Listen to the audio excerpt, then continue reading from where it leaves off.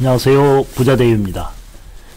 오늘은 이전 영상에 이어서 탕정 2지구의 상업적, 그러니까 상업용지 또 근생시설에 관련해서 그 준주거용지하고 상업용지 그리고 업무시설 용지에 대해서 요 세 가지 토지 이용에 대해서 어떤 의미를 갖고 있고, 그리고 투자개발 관점에서 주목해야 할 허용 용도라든가 건폐율, 용적률 등을 한번 정리해 보겠습니다.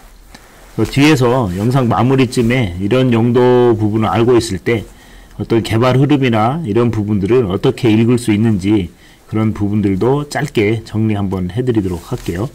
자, 그럼 바로 시작해 보도록 하겠습니다.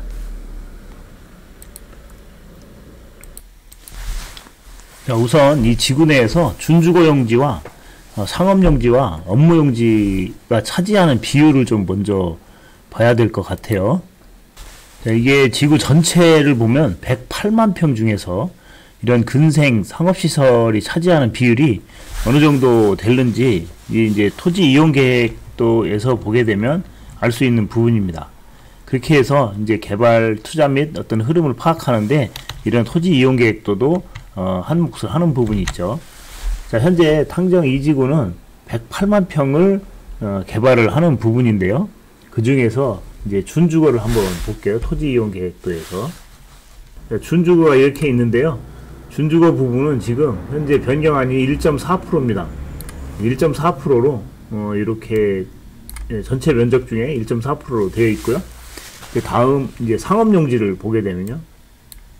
상업용지에는 이제 주상복합용지하고 일반 상업용지 있어요. 그 중에 이제 주상복합은 이제 아파트도 들어가는 부분이고 그런데 이 부분을 제외를 하고 일단은 제외하고 상업용지만 볼게요. 그렇게 되면 한 1.6%. 두 개 합쳐서 지금 4.9%가 나옵니다. 상업용지도 이 주상복합에도 일정 부분 상업용지로 들어가기 때문에 그 부분으로 같이 함께 해서 이렇게 보도록 하겠습니다. 그래서 4.9% 정도 나온다. 이렇게 보시면 될 것 같고요. 자, 그리고 업무용지 있어요. 업무용지는 이제 업무시설하고 연구시설 부분이 있는데요. 연구시설 부분은 일단은 근생이나 이런 부분하고 약간 좀 멀을 수도 있어서 요거는 좀 제외를 시킬 거고요. 업무용지 부분에 대해서는 약 한 0.6% 정도 이렇게 나오네요. 이게 전체에 그렇게 되면 근생 상업 이 부분이 8.5% 정도 이렇게 된다는 얘기예요. 그렇게 되면 실제적으로 이 전체 108만 평 중에 이 8.5% 정도 되면 상당히 적은 부분입니다. 자, 그래서 탕정 2지구를 비교를 해볼 때 근생 상업, 오피스 시설 등의 비율이 상대적으로 낮아 보이고요. 또 탕정 2지구는 주거와 산업시설 그리고 또 기반시설 부분에 좀 치중을 한 것 같아요. 그러다 보니까 특히 이제 공원, 녹지, 하천 비율이 29.2%나 되는데요. 여기 보시면은 공원, 녹지, 하천 부분이 이렇게 있어요. 이 부분이 전체적으로 보면 29.2%가 됩니다. 그렇게 되다 보니까 이 탕정 2지구는 단순한 개발지 이런 부분보다는 조금 더 어떤 컨셉이 있어요. 보면은 자연과 조화를 이루는 어떤 친환경 신도시로 조성하겠다라고 하는 이런 어떤 방향인 것 같아요.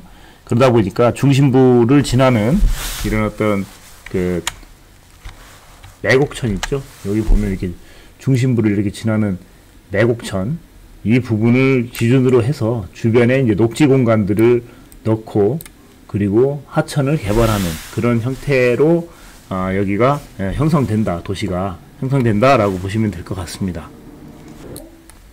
자, 준주거를 먼저 볼까요? 자, 이제 준주거의 위치를 좀 알아보도록 하겠습니다. 큰 거에 한 번에 그릴 수 있도록 할게요. 자, 준주거의 위치는 어떻게 되느냐? 자, 준주거는 자, 여기부터 있어요. 여기 이제 은봉 산동 사거리 거기에 준주거가 있고요. 또 여기가 준주거 여기 있고 또 여기도 준주거가 있고 그리고 이쪽에 센트럴시티와 맞붙는 이쪽에 준주거가 있고요. 그리고 여기 하천 옆에 이게 준주거가 있습니다. 그리고 이쪽으로 쭉 내려와서 선문대 입구 쪽에 업무시설 용지 쪽, 연구단지 이쪽에 또 준주거가 있습니다. 총 그래서 6개의 준주거 블록으로 나눠져 있습니다. 자, 그러면 준주거 부분의 그 허용 용도나 이 부분을 한번 볼까요? 자, 이제 준주거 용도는 도면의 표시는 SR이라고 표시가 돼 있어요. 자, 그러면 허용 용도에는 뭐가 있느냐? 자, 이제 근생 1종 가능하고요. 근생 2종도 가능하고, 중간에 이제 이 제외되는 부분은 따로 보시면 될 것 같아요. 자, 그리고 문화 집회 시설 중 공연장하고 전시장만 됩니다. 문화 집회 시설 중에 공연장과 전시장만 가능하다. 그리고 판매 시설 중에서도 상점만 가능하다.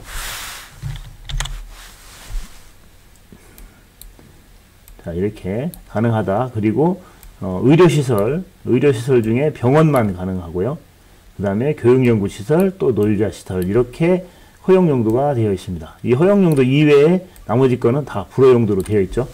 자, 그리고 지금 건폐율 부분이 또 이제 건폐율과 용적률, 건축물 규모에 대해서 보게 되면 건폐율은 60%고요. 용적률은 250% 이하, 그리고 최고 층수는 5층 이하로 이렇게 되어 있습니다.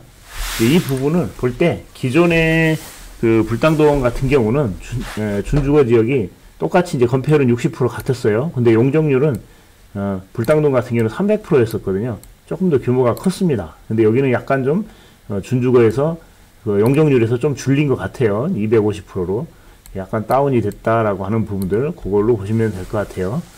자, 이렇게 해서 준주거 용지에 대해서 간단하게 한번 알아봤습니다.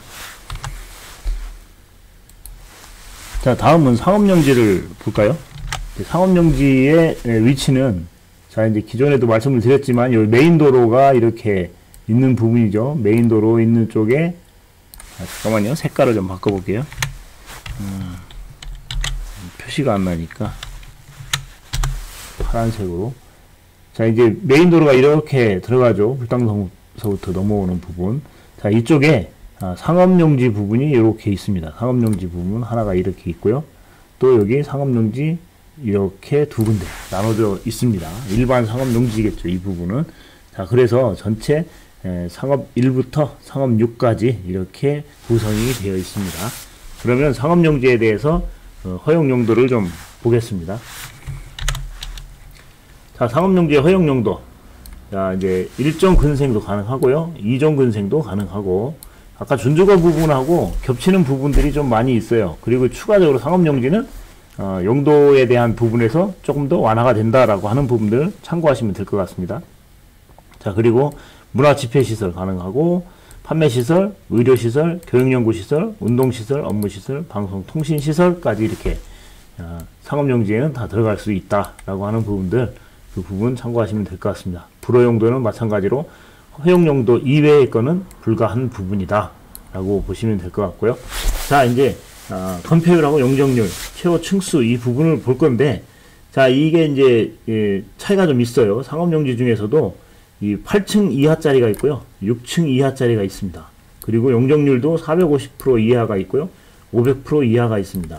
자, 이 부분에서 지금 보면 이 450%의 6층 부분은 C1부터 C3까지 이렇게 되어 있는데요. 이 부분이 위치가 어디냐면, 자, 이렇게 봤을 때 C1에 여기가 C1이죠. 여기 C1, 여기도 C1, 여기도 C1, 여기 C3, 여기도 C3, 여기 C3. 자, C1의 2, 3, C3의 2, 1, 2가 이 부분입니다. 그러니까 이 하천변으로 있는 부분은 용적률 부분에서 좀 낮춰놓은 부분이에요. 그러니까 이 하천 부분을 이 뒤편에 있는 이쪽 뒤편에 있는 건물 쪽에서도 하천이 보일 수 있도록 그런 조망권이나 이 부분들을 고려한 것 같아요. 그래서 이 하천변에 있는 부분은 6층 이하로 이렇게 되는 부분입니다. 자, 그렇게 하면 그렇게 되고, 그리고 이 C1, C2 이 부분을 보게 되면 C2가 여기 있죠. C2 여기 하고, 그 다음에 C4가 이렇게 있고, 그리고 C1의 1 아까 요거 제가 말씀을 잘못 드렸네요. C1의 1 요거는 이쪽에 8층 이하로 적용을 받네요. 그리고 C3의 3 요 부분도 8층 이하의 부분을 적용을 받습니다. 그럼 아까 저기 6층 이하는 하나, 둘, 셋, 4개 이렇게만 해당이 되네요. 그리고 나머지 이 사이드를 이렇게 돌아서 이 바깥쪽으로 있는 부분은, 자, 이 부분은 이제 8층 이하에, 이게 8층 이하에 이제 용적률은 500%, 그리고 건폐율은 80%로 이렇게 된다. 이렇게 보시면 될 것 같습니다. 자, 그러면 이 지금 뒤에 C4부터 C5도 한번 볼게요. 이제 이 부분은 이제 주상복합이 있는데 뒤편인데요. 자, 이 부분에서 한번 보겠습니다. 자, 여기는 C5하고 C6가 있는데요. C5부터 C6는 다 이쪽에 포함되어 있죠. 그러니까 이쪽에 전체적으로 보게 되면 여기는 전체적으로 8층 이하고 여기는 500% 이렇게 용적률로 여기는 진행이 된다라고 보시면 될 것 같아요. 자, 이쪽은 이제 주상복합하고 같이 붙어서 이쪽 부분은 상당히 건물들이 좀 크게 들어오겠네요. 요거를 보시면 규모 정도를 보시면 저기 불당 신도시 쪽에 그 중심부에 보면은 롯데 시네마 있는 건물들이 있어요. 그쪽 건물들이 다 8층 건물들이거든요. 그래서 그 주변의 상황하고 이쪽하고 조금 비슷하지 않을까, 규모들이 다 들어섰을 때 그런 부분으로 참고하시면 될 것 같습니다.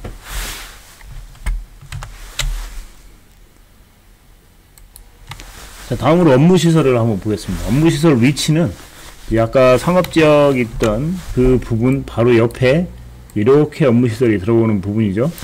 색깔을 바꿔야 되겠네, 파란색으로. 자, 업무시설이 이렇게 들어오는 부분입니다. 그 부분을 보시게 되면 업무 1, 2, 3, 4가 있어요.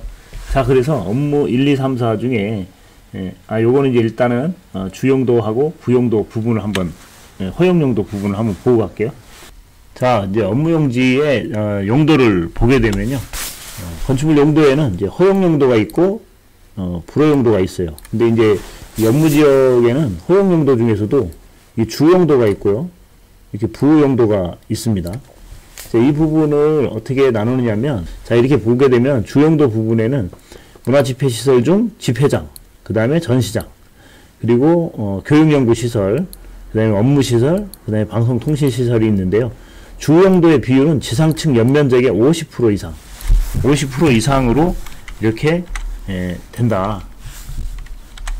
보이시죠? 이제 연면적의 50% 이상으로 해야 되고요.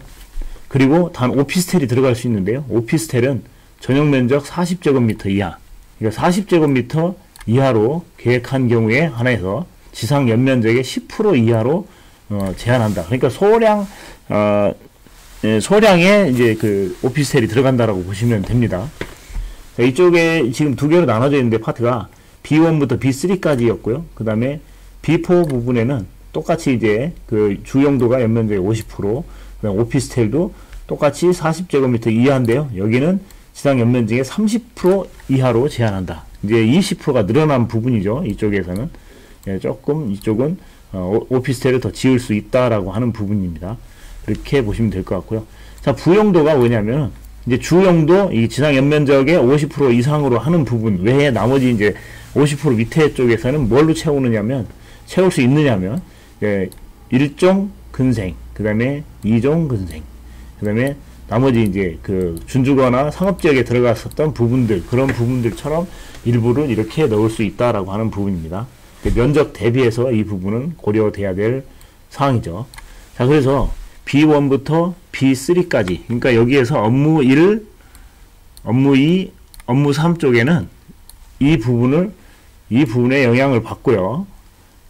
그 다음에 가장 큰 업무 4 쪽에는 자, 이쪽 나머지 이제 이 부분에 영향을 받습니다. 이제 건폐율은 70%고 용적률은 800% 이하, 35층 이하 됩니다. 그리고 이제 여기가 뭐 면적이 크기 때문에 35층까지도 이게 가능한 걸로, 대신 이제 용적률을 대비해서 봐야 되겠죠. 그리고 업무시설 1, 2, 3 같은 경우는 20층 이하로 이렇게 올라갈 수 있다라고 하는 부분입니다. 이 부분을 참고하시면 될 것 같고요. 지금까지 준주거 용지와 상업용지, 업무시설 용지를 각각의 점유비율과 허용용도, 건폐율, 용적률을 살펴봤는데요. 자, 여기에 이제 투자 또는 개발 관점에서 체크해야 할 포인트를 간단하게 한번 알아보도록 하겠습니다. 일단 점유율이 크다는 거는, 이게 전체 이제 108만 평 중에 점유율이 크다는 거는 그 지구에 내에서 이 활용성이 높다는 의미겠죠. 근데 그 앞에서 말씀드린 것처럼 점유율이 높은 쪽이 어디였어요? 공원, 하천, 녹지 부분이 크다라고 했죠. 자, 이제 그렇게 될 경우에는 여기에는 이제 탕정 2지구는 그런 어떤 공원, 하천, 녹지 부분을 좀 더 강화를 했었던 부분인 거예요. 근데 상대적으로 그렇게 되면은 탕정 2지구는 상업용지라든가 준주거용지나 이런 부분들이 점유율이 낮았습니다. 그러니까 낮게 구성이 되어 있어요.